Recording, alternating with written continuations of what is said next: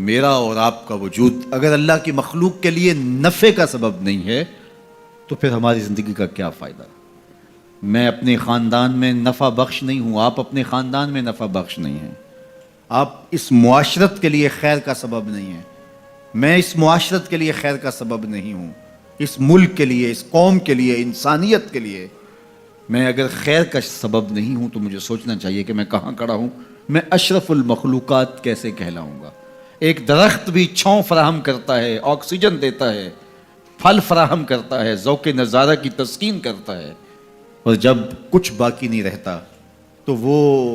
لکڑی کا کام دیتا ہے، اور اگر وہ اتنا کمزور پڑ جائے کہ اس سے کوئی چیز نہ بن سکے تو پھر بھی مٹتا مٹتا تمہاری ہنڈیا پکا کے جاتا ہے، تمہاری ضرورت کو پورا کرتا ہے، تمہارے ایندھن کے کام آتا ہے۔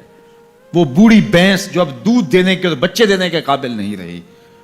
اب اس سے تم کوئی نفع نہیں لیتے، لیکن وہ جاتے جاتے رخصت ہوتے ہوتے جو ہے وہ تمہاری غذائی ضرورتوں کو پورا کر کے جاتی ہے، اور اگر تم اس سے غذائی ضرورتیں پورا نہیں کرتے، تم کہتے ہو کہ نہیں یہ اتنا بوڑھا وجود ہے، تو پھر بھی اس کے چمڑے سے تم جوتے پہن سکتے ہو، تم اور چیزیں جو ہے وہ اس کے چمڑے سے بنا سکتے ہو، وہ اس دنیا سے رخصت ہوتے ہوئے بھی تمہارے لیے نفع بخش بن کے گئی۔ تو اگر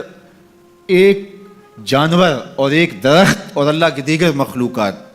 اپنی رعنائیوں کے دور میں اپنے شباب کے عالم میں نفع بخش ہیں تو بڑھاپے کے اندر بھی ان سے نفع حاصل ہو سکتا ہے، اور جس شخص کا نفع جوانی میں بھی نہ ہو، بڑھاپے میں بھی نہ ہو، لڑکپن میں بھی نہ ہو، سن کہولت میں بھی نہ ہو،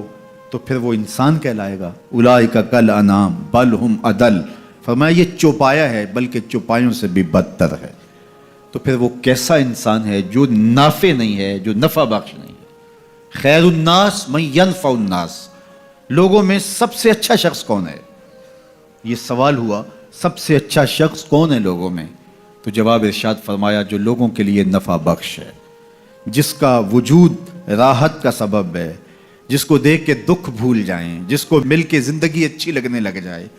جس کی چھاؤں میں بیٹھیں تو آسودگی ہو، زمانے کی کڑی دھوپ سے بچ جائیں، جس کا وجود رحمت بخش ہو، جو لوگوں کی ہدایت کا سبب ہو، جو لوگوں کے لیے خیر کا ذریعہ ہو۔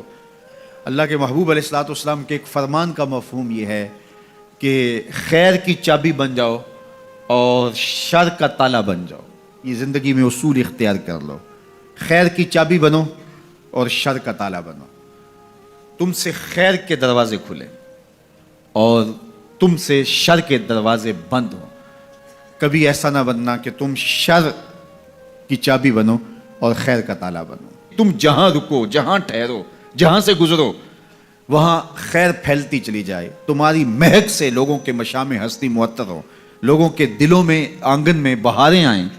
کہ یہ شخص آیا ہے، گزرا ہے۔ تم ایک تازہ ہوا کی جھونکے کی طرح جہاں سے گزرو، اور تمہاری مہک سے لوگ دیر تک سرشار رہے کہ یہاں سے کوئی گزر کے گیا ہے،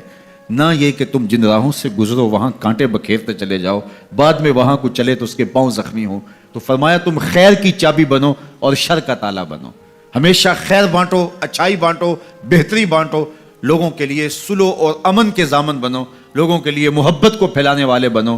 لڑائی، دینگا مشتی، فساد، شر،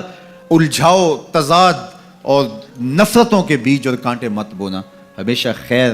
کی چابی بننا اور شر کا تالا بننا۔ اس لیے بہتر شخص وہ ہے کہ جو لوگوں کے لیے بہتری کی ضمانت بنتا ہے اور اس کے وجود سے لوگ بہتری پاتے ہیں۔ سب سے بڑی انسان کی ضرورت ہدایت ہے۔ سب سے بہتر اور اشرف لوگ انبیاء علیہ السلام ہیں، جن کے وجود سے ہدایت پھوٹی اور لوگ اندھیروں سے، ظلمتوں سے نکل کر ایمان کی روشنیوں میں آئے۔ سب سے بہتر لوگوں کو بانٹنے والا، لوگوں کے لیے نفع بخش وہ شخص ہے جس کا وجود ہدایت بانٹتا ہو، جس کا وجود خیر بانٹتا ہو۔